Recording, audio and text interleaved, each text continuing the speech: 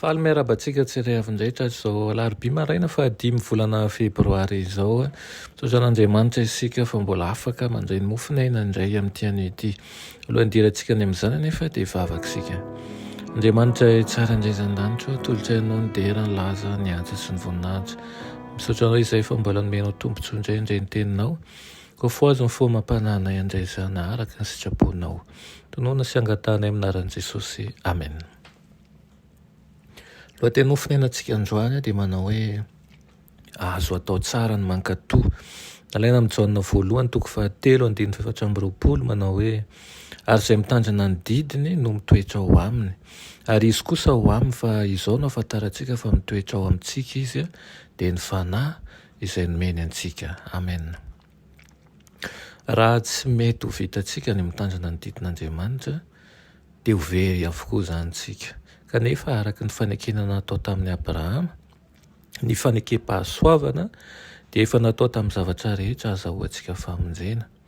Fahasoavana ny namonjena anareo izy fa izay rehetra nandray azy dia nomeny hery ho tonga zanak'Andriamanitra dia izay mino ny anarany. Tsy misy afa-tsy sokajin'olona anankiroa zany eto amin'izao tontolo izao, ny mpankatoa na olo-masina ary ny mpandika lalàna na olon-dratsy. Rehefa napetraka ho entin'i Jesosy ny fahadisoana dia nisaina olon-dratsy sy natao isan'ny mpanoty izy. Nanjary mpisolo antsika izy noho izany, antoka ho antsika eo anatrehan'ny ray sy ny pon'ny lanitra manontolo. Aoka hibanjina ny fiainan'i Kristy feno fietrena sy ny fahafatesany feno fahoriana isika. Fa izay mendrika ny mpanota no natao taminy. Tonga teto amin'izao tontolo izao izy, tonga olombelona na dia Andriamanitra aza mba ho sitrain'Andriamanitra. Nanome ohatra ny fankatoavana tanteraka izy teo amin'ny fiainany, ary amin'izany no ampianarany antsika fa azontsika atao tsara ny mankatoa.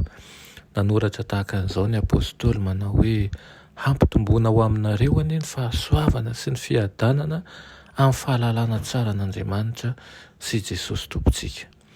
Efa nomeny herin'Andriamanitra ao antsika ny zavatra rehetra momba ny fiainana sy ny toe-panahy araka n'Andriamanitra amin'ny fahalalana ilay niantso antsika tamin'ny voninahiny sy ny fahatsarany.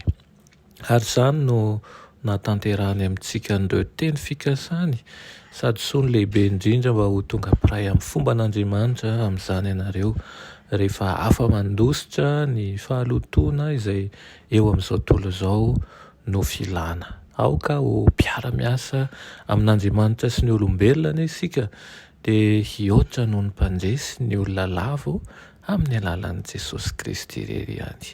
Amen. Ry tompo-tianay mbola misaotra anao izay amin'izany teninao izany.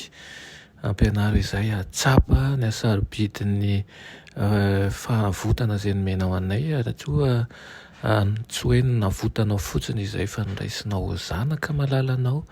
Aoka izay tsy zavatra ambony hifalianay mihoatra zany fa hifaly aminao mandrakariva.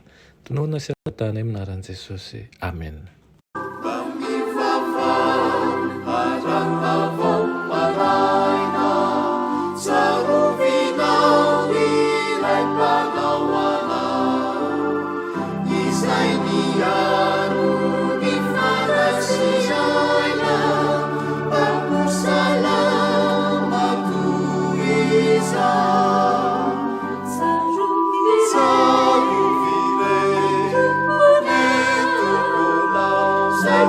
Yeah.